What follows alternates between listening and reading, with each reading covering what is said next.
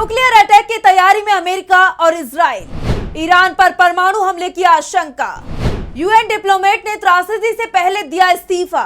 America और Israel पिछले 1 महीने से ईरान को हराने की कोशिश में लगे हैं, जिसमें उन्हें अब तक सफलता नहीं मिली है, बल्कि ईरान के पलटवारों ने दोनों देशों को उनकी असलियत का आईना दिखा दिया है, जिसके बाद अब आशंका बलवती हो रही है कि क्या ईरान को पस्त करने की आखिरी कोशिश के तौर पर अब परमाणु हथियार का इस्तेमाल तेहरान के खिलाफ किया जाएगा, क्योंकि नेतन्याहू ने तो ऐलान कर ही दिया है कि वो इस युद्ध से पीछे नहीं हटेंगे।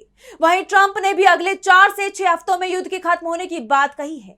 ऐसे में सवाल ये उठ रहा है कि क्या युद्ध खत्म करने के लिए अमेरिका फिर से वही दांव चलेगा जो दूसरे विश्व युद्ध में जापान के खिलाफ चला गया था।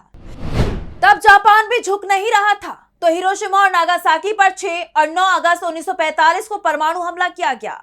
इन हमलों में ये दोनों शहर न केवल पूरी तरह बर्बाद हुए, बल्कि लाखों लोगों की मौत हो गई और परमाणु रेडिएशन का नुकसान आज की पीढ़ियां भी भुगत रही हैं। इन दोनों हमलों ने पूरी दुनिया को भीतर तक दहला दिया था। इसके बाद संयुक्त राष्ट्र संघ बनाया गया ताकि दुनिया में ऐसी भयावह लड़ाइयों को रोका जाए और मानवता की रक्षा की जाए। लेकिन आज की तारीख में संयुक्त राष्ट्र संघ पर ही सवाल खड़े हो रहे हैं।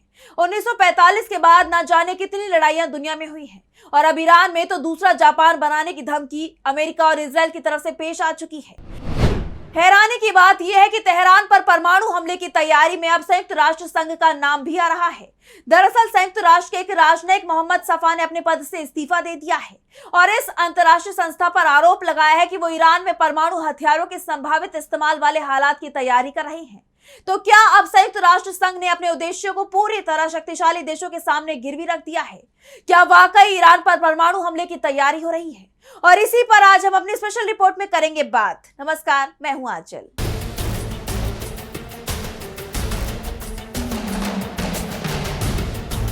ईरान की अमेरिका और इजराइल के साथ चल रही जंग का असर संयुक्त राष्ट्र संघ में दिखने लगा है। यूएन में एक सीनियर राजनयिक मोहम्मद सफा ने अपने पद से इस्तीफा दे दिया और उन्होंने इसे वैश्विक संस्था पर ईरान में न्यूक्लियर अटैक के संभावित इस्तेमाल वाले हालात की तैयारी करने का आरोप लगाया। सफा का कहना है कि संयुक्त राष्ट्र में उन्हें सेंसर तक कर दिया गया था। यूएन में कुछ बड़े अधिकारी ताकतवर लॉबी के लिए काम कर रहे हैं। मोहम्मद सफा ने सोशल मीडिया प्लेटफॉर्म एक्स पर पोस्ट शेयर करते हुए अपने इस्तीफे का ऐलान किया।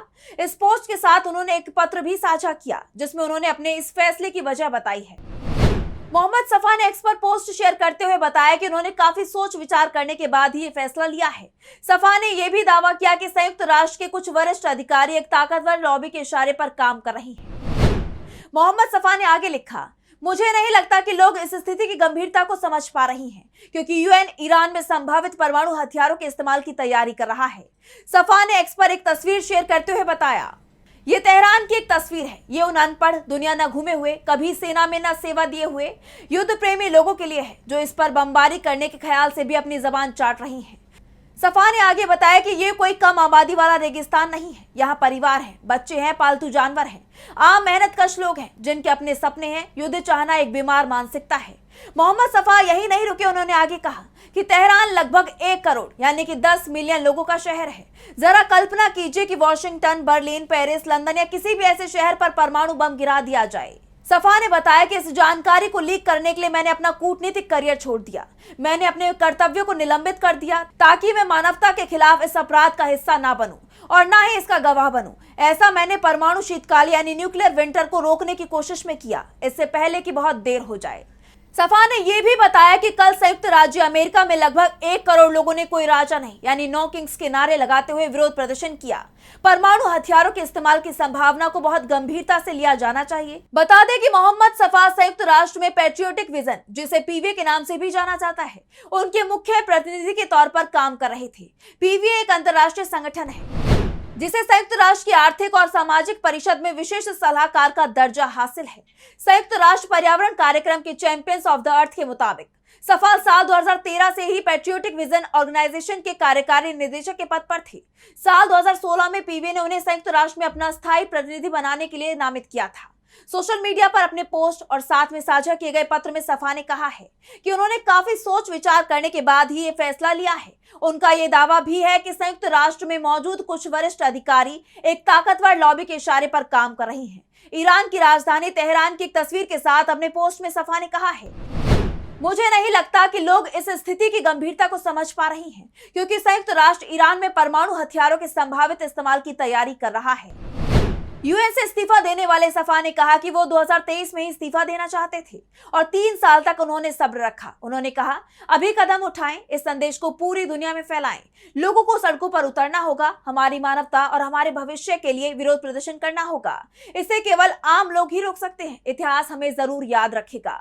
उन्होंने ये भी कहा कि संयुक्त राष्ट्र के कुछ अधिकारी इजराइल और अमेरिका पर अंतर्राष्ट्रीय कानूनों के उल्लंघन का आरोप नहीं लगाना चाहते। आपको बता दें कि मोहम्मद सफा सोशल मीडिया पोस्ट पर लगातार युद्ध के खिलाफ आवाज उठाते रहे हैं और अंतर्राष्ट्रीय कानूनों की दुहाई देकर अत्याचार रोकने की बात करते रहे हैं। जैसे कल ही सफा की एक पोस्ट है जिसमें उन्होंने लिखा है कि इजराइल ने हाल ही में लगभग 10,000 फिलिस्तीनी कैदियों के लिए मृत्युदंड का कानून पारित किया है। ये संयुक्त राष्ट्र के अनुच्छेद 3 का उल्लंघन है, जो चारों जिनेवा सम्मेलनों पर लागू होता है, लेकिन साफ रूप से अंतर्राष्ट्रीय कानून इजराइल पर लागू नहीं होता। दरअसल अंतर्राष्ट्रीय कानून भी तभी असरकारी होंगे जब संयुक्त राष्ट्र संघ की तरफ से उनका कड़ाई से पालन कराया जाएगा। लेकिन दुनिया ने देखा है कि इजराइल ने किस तरह गजा में नरसंहार किया है। बेन्यामिन नेतन्याहू को वॉर क्रिमिनल तक घोषित किया जा चुका है, फिर भी उन पर कोई कार्रवाई नहीं हुई है। अभी ईरान के मिनाब शहर में 150 छोटी बच्चियों को अमेरिका और इजराइल ने मार दिया, उसके बाद भी वो शांति की बात का ढोंग करते हैं।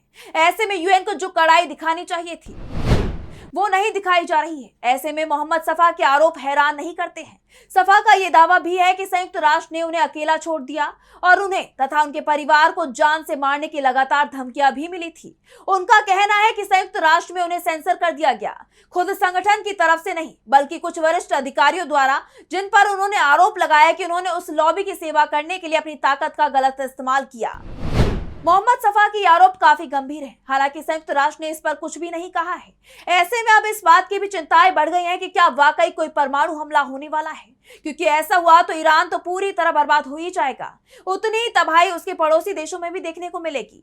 ईरान के 500 से 1000 किलोमीटर के दायरे में आने वाले इराक, तुर्की, आर्मेनिया, अजरबैजान, तुर्कमेनिस्तान, अफगानिस्तान और पाकिस्तान जैसे देशों को बेहद घातक रेडिएशन का सामना करना पड़ेगा। इन देशों में रेडियोधर्मी धूल यानी कि फॉल आउट सीधे तौर पर लोगों की सेहत और पर्यावरण को बर्बाद कर सकती है। वहीं ईरान के दक्षिण में स्थित खाड़ी देश जैसे सऊदी अरब, कुवैत, बहरीन, कतर और संयुक्त अरब अमीरात भी इस खतरे से नहीं बचेंगे। अगर ईरान के बुशहर जैसे तटीय परमाणु बिजली संयंत्रों को निशाना बनाया गया तो रेडियो एक्टिव रिसाव सीधे फारस की खाड़ी और अरब सागर के पानी को जहरीला बना सकता है। इससे समुद्री जीव जंतु के साथ साथ इन देशों की पेयजल व्यवस्था और अर्थव्यवस्था पर भी गहरा असर पड़ेगा। समुद्री लहरें इस प्रदूषण को भारतीय तटों तक भी पहुंचा सकती हैं। तो कुल मिलाकर इस पूरे मध्य पूर्व इलाके में अमेरिका बड़ी तबाही मचा देगा।